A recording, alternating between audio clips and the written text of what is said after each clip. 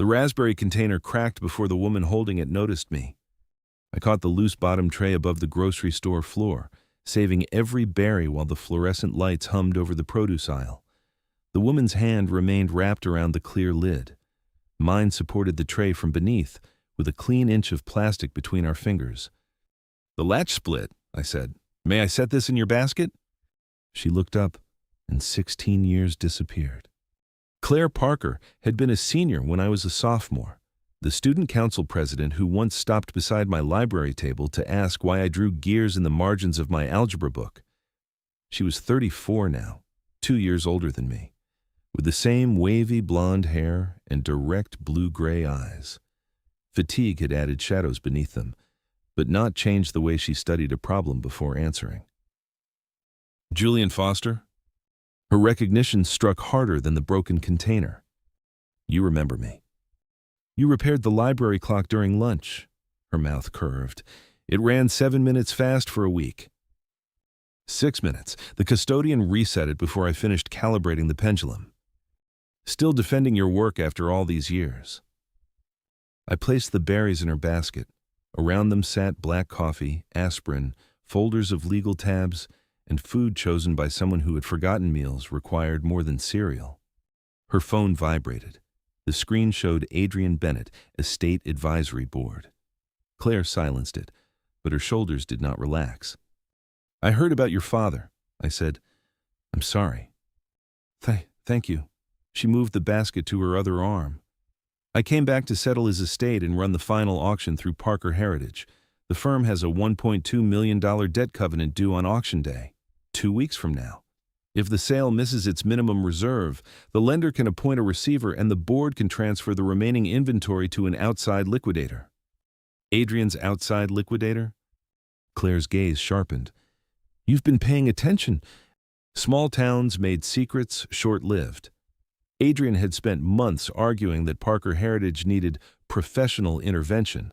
The firm he recommended would earn a large management fee, and he would become executive chair if Claire was removed. "The auction centerpiece is my father's Breguet pocket watch," she continued. "The independent appraisal assumes it is running. It stopped last week. Adrian wants the board to invoke the emergency liquidation clause, replace me, and send the inventory to his preferred firm at reduced reserves." 3 facts aligned before we reached the end of the aisle. Claire was home because a fixed debt deadline threatened her father's firm. Adrian controlled a procedural path that could remove her if the auction failed, and the broken watch sat at the center of both the valuation and the vote. My reason for becoming involved had existed long before Claire walked into the store. Her father, Henry, had given me my first paid restoration job and later sponsored my application to the insurer's approved horologist register. I had repaid every dollar of the apprenticeship loan, but I had also promised to examine the Breguet if it ever failed. More practically, my shop was one of only 3 facilities named on its insurance rider. "The nearest approved specialist is in Boston," I said. "Transport requires a museum courier, and the courier service has a 5-week waiting list. The insurer will not let you put the watch in ordinary overnight shipping." "That is barrier number 1. The board deadline is number 2. And you are number 3 if you say no." I had spent half my youth watching moments pass because speaking felt riskier than silence. This one arrived carrying raspberries and a problem built for my hands. "Bring the existing condition report to my shop tomorrow," I said. "I'll examine the watch under your insurer's rules. If the work is possible, I'll give you a written scope, schedule, and price before I open the case." Claire exhaled. The store's refrigeration fan seemed quieter after it. "Professional boundaries and paperwork," she said. "You did grow up." The library clock taught me humility. It taught everyone else to arrive early. She bought the raspberries. I watched her leave through the bright front windows, then realized my own cart contained nothing except coffee filters and a cabbage I did not remember choosing. The next afternoon, day 2. Claire arrived at Foster Horology with Estate Counsel Evelyn Grant and an armored museum courier. Rain tapped the shop windows. The regulator clock on the brick wall counted each second with a low, even beat. Evelyn verified the insurance rider and laid a 4-page authorization on my counter.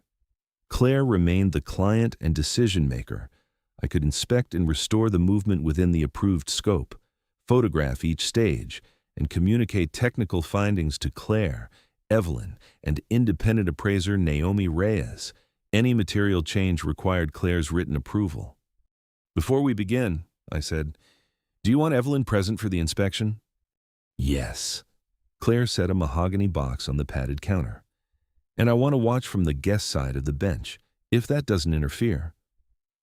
"It won't." I turned on the articulated lamp.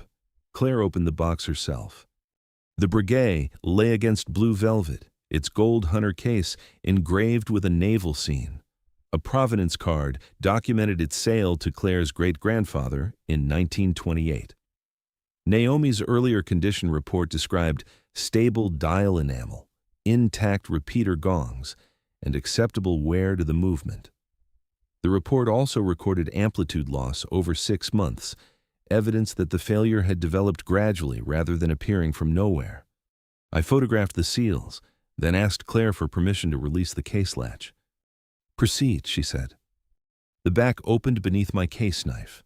Dried lubricant clouded the jewel settings. The mainspring had fractured inside its barrel, and one shard had bent the guard pin without reaching the escapement teeth. That distinction mattered. A shattered wheel would require a part manufactured to 19th century geometry and months of testing.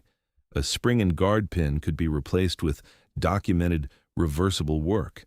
I already had an insurer-approved alloy blank from a restoration Henry had authorized years earlier. "Can it be ready by day 14? Claire asked. "Yes, if the pivots pass inspection after cleaning. I need 50 to 60 bench hours across 6 days, then 48 hours of positional testing. I will not promise the preview until the test results support it."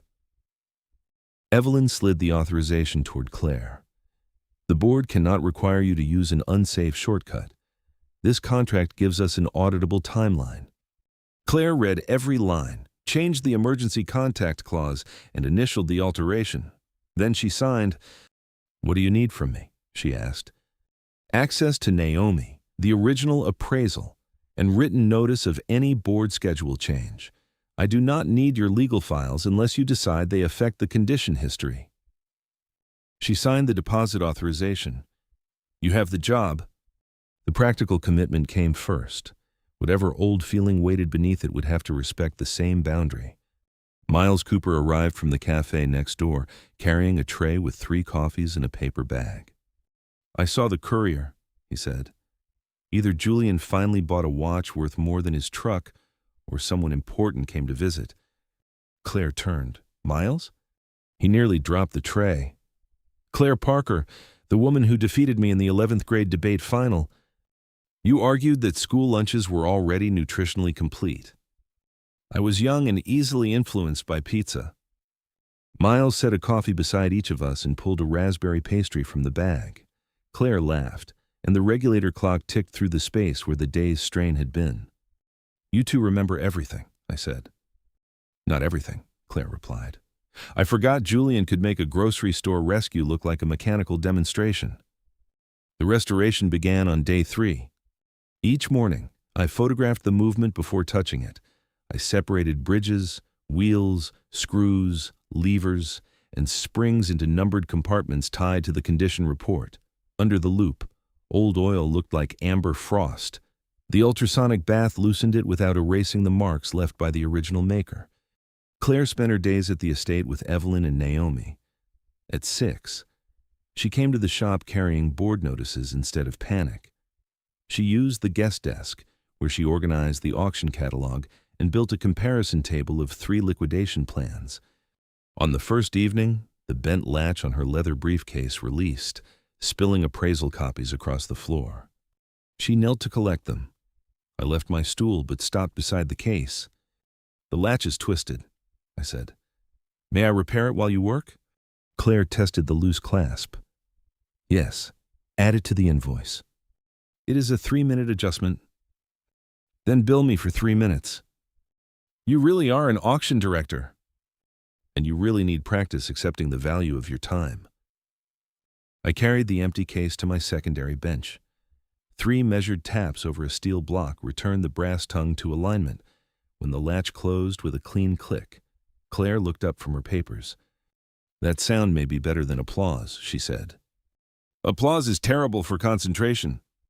"Noted. I'll express approval through silent invoicing." The briefcase became our small progress marker. Each night, Claire closed it once. The crisp click meant she had finished one more legal task and I had reached one more restoration checkpoint. On day 4, Naomi joined us by video. She watched the cleaned plates under my inspection camera and confirmed that the dial in the case drawer and movement remained consistent with the provenance record. I explained the new spring alloy, the original dimensions, and the reversible guard pin repair. "Will your intervention support the existing valuation?" Claire asked her. "If the watch passes Julian's timing and repeater tests," Naomi said, "I can issue an updated condition certificate. I will set a conservative reserve based on comparable sales. The board must not describe one projected price as guaranteed proceeds." Claire wrote that sentence at the top of her notes. After the call, she found me still staring through the loop 20 minutes past the break timer. She placed a covered bowl from Miles's Cafe on the clear section of my bench. "May I suspend work for soup?" "On what authority?" The client's interest in steady hands. I looked at the regulator clock. 10 minutes. 15. I brought bread. We settled on 12. The soup smelled of rosemary and roasted tomatoes. Rain traced the window while Claire tried the spare loop I had left beside her bowl. "Everything is upside down," she said. "You are looking through the wrong end." She reversed it. "I knew that. The record will reflect your correction." Her laugh startled me into one of my own. The regulator clock continued its patient beat, indifferent to who had once been popular and who had hidden behind library shelves. On day 5, Adrian sent a formal proposal to the advisory board. He claimed the estate faced imminent value deterioration and asked the chair to move the preview from day 12 to day 9. The bylaws permitted an accelerated preview only with 48 hours notice, independent counsel present, and access for the estate's chosen appraiser. Claire did not call me in defeat. She called Evelyn. "Accept the preview," Claire said on speaker after asking whether I was comfortable hearing the procedural discussion. "But require Adrian to state his valuation assumptions, disclose the outside liquidator's fee arrangement, and circulate the motion to every director." Evelyn's pen scratched against paper. "The chair can require those disclosures. Are you certain you want to proceed on day 9? Yes. Julian's contract says the movement enters positional testing tomorrow. The preview can show documented progress even if the watch remains under observation. Adrian wants a rushed decision in the dark. We will give the board light and a record." She ended the call and turned toward my bench. "Does that create pressure you did not agree to?" "No. My deliverable remains day 14. I can provide a technical status report for day 9 without claiming the work is complete." "Then we keep the scope." That evening, Miles found me flexing my right hand over the parts tray. "How long since you stood up?" he asked. "The minute hand has not completed a full revolution?" "That answer is suspiciously precise." He placed a cold pack beside my elbow. Claire closed her laptop. "Break," she said, then caught herself. "Would you agree to a 10-minute break while Miles watches the front door?" I looked from her to him. Miles folded his arms. 2 against 1. Entirely democratic." 10 minutes, I agreed. Outside, the rain had stopped. We stood beneath the shop awning while the street reflected amber window light. Claire held 2 paper cups of coffee, offering one without deciding for me. "Your father used to bring this watch every January," I said. "He never hovered. He would sit where you sit and read the newspaper. He trusted you. He trusted the documentation. That was how he showed trust." A car passed over the wet pavement. Claire turned her cup between both hands. "Adrian worked for him too," she said. "I kept assuming loyalty came with tenure. Then I found a consulting agreement between Adrian and the liquidation firm he keeps recommending. The fee only activates if Parker Heritage loses control of the inventory. Have you shown Evelyn? She has a copy. Naomi is tracing the valuation reports Adrian used. I'm not confronting him until counsel verifies the signatures. Claire had not waited for rescue. She had found the leverage, preserved it, and placed it with the right professionals. You saw the misaligned gear, I said. I learned from a watchmaker. The regulator clock struck 8 inside the shop. Our break had reached exactly 10 minutes. Back to work? She asked. Together? Day 6 began with the first clean rotation of the new mainspring. I installed the barrel, bridge, and train of wheels, then tested freedom under minimal power. The balance moved, once, twice, then settled into a steady arc. Claire stood behind the marked guest line on the floor. May I come closer? To the left side of the bench? She moved beside me without touching the work surface. I offered the loop. Right way around this time, I said. The record will show rapid professional development. Through the lens, she watched the ruby palette release each tooth of the escape wheel. Tick, return, tick, return. The sound was faint, but the whole room seemed to arrange itself around it.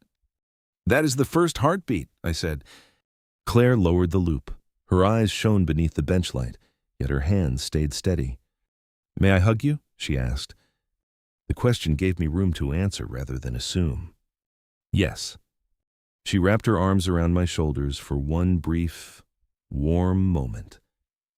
I kept one hand at the middle of her back and the other away from the bench. When she stepped back, she remained smiling. Still no applause, she said. That was within acceptable limits. That night, Miles closed the cafe early and gave Claire the back table for board preparation. She spread the bylaws, escrow confirmations, and Adrian's consulting agreement beneath 3 brass pendant lights. Evelyn joined by video. Naomi sat beside Claire with a calculator and a stack of comparable auction results. I stopped at the doorway with my coat still on.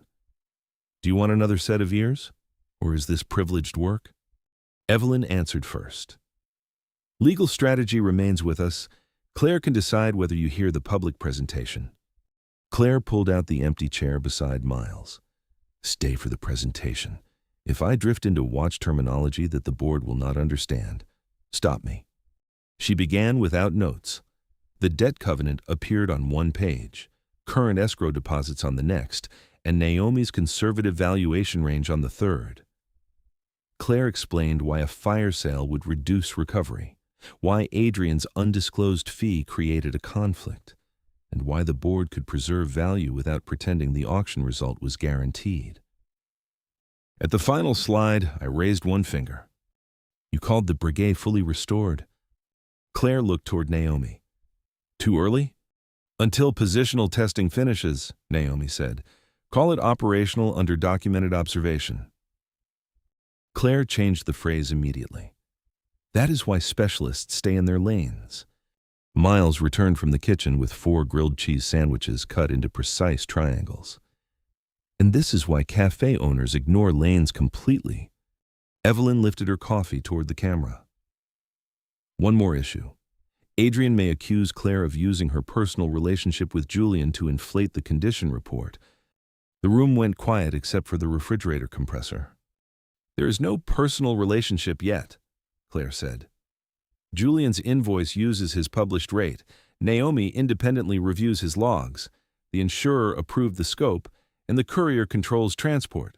Put all 4 facts in the record before Adrian asks. She did not glance at me for reassurance. She solved the problem and continued rehearsing.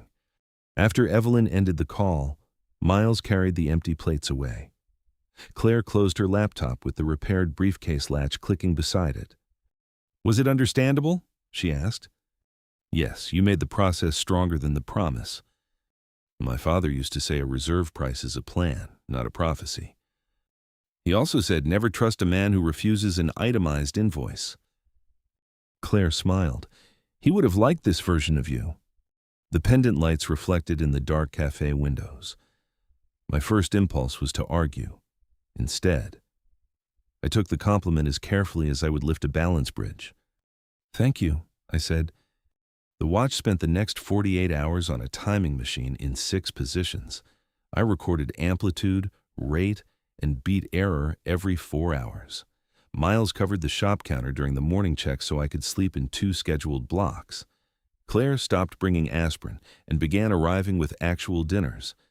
On day 8, the repeater failed its second sequence. The quarter gong struck late by half a beat. I replayed the acoustic recording. Claire heard the gap immediately. "Can the board tell?" she asked. "Naomi can. That's enough." "What are the options?" "Adjust the rack spring and repeat the full test. It may cost us 6 hours, or present it tomorrow as a functioning timepiece with the repeater still under adjustment." "Which protects the watch?" "Both. The first gives better evidence if the adjustment holds." She opened the signed authorization. "Do you recommend the adjustment?" "Yes." "Then I approve the 6-hour extension. Send the change note to Evelyn and Naomi." I did. No heroic promise replaced the paperwork. Claire chose the risk after hearing the options. Her phone vibrated before I returned to the bench. Adrian's message demanded that she withdraw the watch from the preview or face an accusation that our old school connection had compromised the condition report. "May I put him on speaker?" she asked. "He is challenging your professional work." "Yes." Adrian answered with an ultimatum. Accept his liquidator before morning, or he would ask the lender to begin receivership proceedings. Claire opened Evelyn's email and read the copied recipients aloud. "Send that demand to the board chair, lender counsel, and Evelyn in writing. Until then, the signed restoration authorization, Naomi's independent review, and the escrow records stand. I am proceeding with the preview." She ended the call and preserved the time in her evidence log. Her hand shook once when she set down the phone. Then the repaired briefcase latch closed with its clean brass click, and she returned to the test schedule. At 11, the rack spring released the hammer at the correct instant. The next 5 sequences rang evenly. I logged each result and stopped rather than pushing into exhaustion. Day 9's board preview took place in the estate study. Claire stood behind her father's oak desk with Evelyn at one side and Naomi at the other. Board chair Arthur Bell sat across from them with 4 directors, a lender observer, and a remote corporate secretary recording the minutes. Adrian occupied the end chair. A silver pen lay beside a proposed emergency liquidation resolution. I entered only after Arthur invited me as the contracted technical witness. The Breguet remained inside its insured display case. I carried my condition report, timegrapher logs, photographs, an invoice, nothing from Claire's legal file. "Mr. Foster," Arthur said, "is the watch restored?" "The movement is functioning and has completed preliminary positional and repeater testing. It remains under observation until day 11. My report states the measured results and the remaining limitations." Adrian leaned forward. "So it is not certified for auction. The updated condition certificate belongs to the independent appraiser, not me." Naomi distributed her report. "Based on documented condition, comparable sales, and the remaining test schedule, I support a reserve of $900,000. That is a reserve, not a promise of sale." Adrian tapped the emergency resolution. "Even a successful sale leaves a $300,000 covenant gap." Claire opened her own presentation. "Correct. If the watch is the only lot sold," she displayed signed absentee bids and verified deposits for 6 additional pieces. "It is not. Escrow currently holds $480,000 in bidder deposits. Conservative projections place net auction proceeds between $1.5 and $1.8 million after commission, sufficient to cure the covenant and fund 12 months of operations." The lender observer checked the escrow confirmation and nodded. Claire continued. "Now we address the conflict behind the emergency motion." Evelyn circulated the verified consulting agreement. Adrian's signature appeared beside a contingent fee from the external liquidator he recommended. Naomi added 2 valuation memos in which comparable sales had been omitted without explanation. Adrian's chair scraped the floor. "Those documents do not prove misconduct." "That determination will follow an independent review," Evelyn said. "Today they establish a conflict that should have been disclosed before Mr. Bennett sponsored this resolution. Claire faced the chair, not Adrian.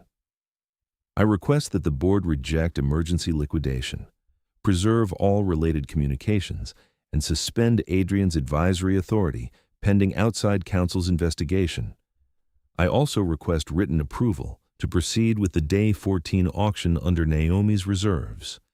Arthur called the vote. Emergency liquidation failed 5-1. The suspension and records preservation motion passed unanimously, with Adrian recused after counsel's advice. Auction authorization passed 5-1. No one was dramatically fired. No signature vanished under a watch box. The corporate record did the work.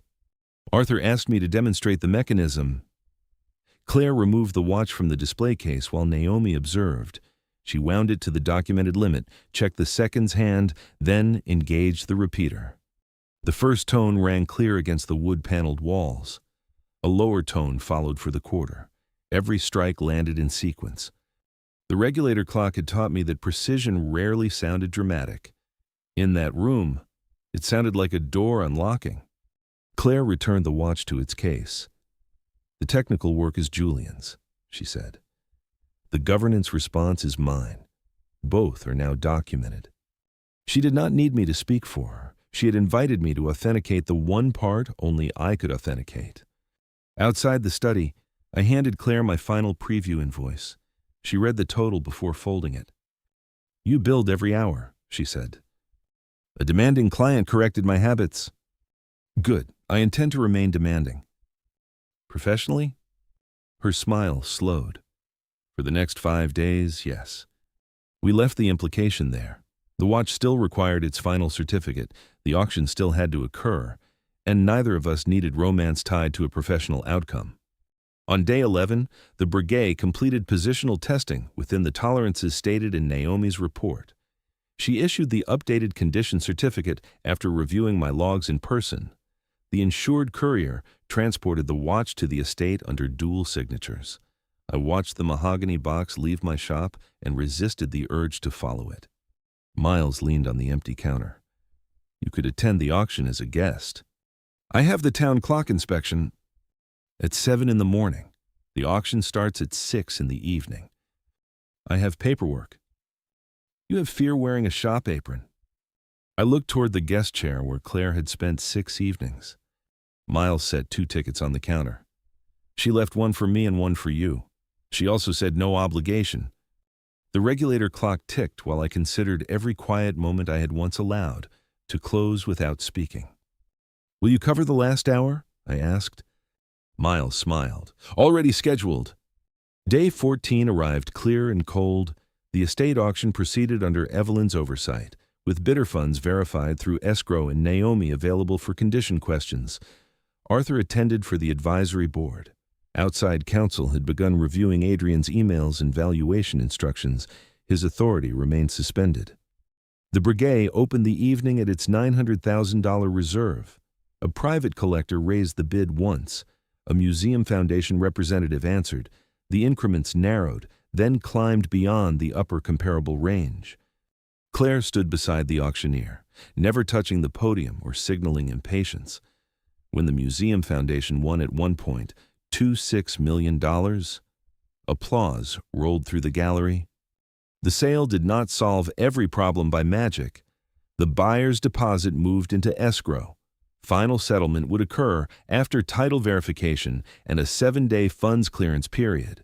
Combined with the other confirmed lots, the projected net proceeds cured the lender covenant and funded the board-approved 12-month operating plan. Claire had built that plan. My work had protected one component of it. At the reception afterward, she found me beside Miles near a table of coffee and small pastries. One tray held raspberry tarts. Subtle, I told him. Catering decision, Miles said, already stepping away. Claire picked up a tart. Should I be worried about the bottom latch? This model appears stable. She split it and offered me half. Arthur approached with the museum foundation director. Claire introduced Naomi and Evelyn first, crediting the valuation, escrow work, and governance review. Then she turned toward me. This is Julian Foster, the master horologist who restored the movement and documented every decision. The watch reached the auction because he refused to confuse speed with care. The recognition landed without turning me into a savior or reducing her to someone rescued. I had done my work. She had done hers. After the others moved on, Claire held her coffee between both hands. "The professional overlap ends when settlement clears," she said. Evelyn confirmed it. 7 days. Are you counting? Occupational hazard? Then count this accurately. I would like to have dinner with you after settlement, not as a client, not as payment, and not because you fixed my father's watch. The auction room glowed behind her. I heard the regulator rhythm in my head, patient and steady. Why then? Because you still defend that library clock. Because you ask before touching what belongs to someone else. And because 12-minute soup negotiations are surprisingly memorable. I would like dinner. Good, she raised her cup. Moment officially not allowed to pass. 3 months later, rain tapped the windows of Foster Horology while I closed the shop at 6 instead of working through dinner. Miles had trained a part-time counter assistant, and I had stopped scheduling 2 major restorations at once. Parker Heritage had completed the debt settlement and published its first quarterly report under Claire's 12-month operating plan. Outside counsel found that Adrian had failed to disclose his contingent fee. The board removed him from the advisory position under the bylaws. The lender released the threatened receivership condition after verified payment. Claire and I had shared 11 dinners, 4 morning walks, and 1 disastrous attempt to bake a raspberry tart. Nothing about us depended on a board vote or an invoice anymore. That evening, the brass bell above my door rang at 6:02. Claire entered carrying a small wooden box and a folder. "The shop is closed," I said. "I have an appointment with the owner. He is strict about overtime. I hear his girlfriend is worse." She set the folder on the counter. Inside was a proposed 5-year commercial lease for the estate's renovated carriage house, reviewed by Evelyn and priced at an independent market rate. The building had new humidity control, alarm monitoring, a reinforced vault, and written approval from my insurer for horology work. A separate page listed every alteration I could request before deciding. "This is not a gift," Claire said. "It is not tied to Parker Heritage work, and saying no changes nothing between us. I thought you might want more light and better security. Read it with your own lawyer." She placed an antique brass key beside the lease but kept her fingers on it. "Would you like to tour the space before making any decision?" The question mattered more than the key. Yes. She released it into my palm. We walked through the rain beneath one umbrella. At the carriage house, Miles, Evelyn, Naomi, and Arthur waited inside for a small reopening dinner Claire had arranged only after asking whether I wanted company. The workroom windows faced north. Even in the gray evening, soft light spread across the empty benches. Humidity monitors blinked beside the vault. Nothing was promised without a contract. Nothing was offered with a hidden price. Claire crossed the room and stopped beside me. The others were close enough to see, but too far away to hear. "Do you remember the grocery store?" she asked. "The fluorescent hum, the cracked raspberries, the cabbage I accidentally bought?